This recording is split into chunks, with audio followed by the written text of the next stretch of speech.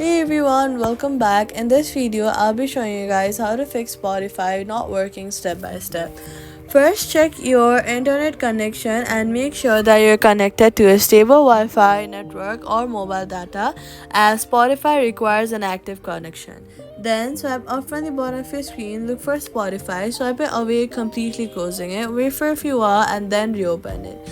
Then this will refresh the app. Then restart your phone to clear temporary glitches that may be affecting the performance.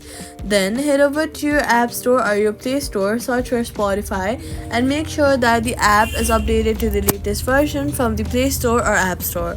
If you're on Android, go to Settings, Apps, Spotify, Storage, Clear Cache to remove any temporary files. If the issue continues, long press on the app icon, remove app, then delete the app, then go to the App Store, search for Spotify, and then reinstall it for a fresh start. That's how you fix Spotify not working. If this video helped you, do not forget to like, subscribe, and turn on notifications so you never miss another helpful guide.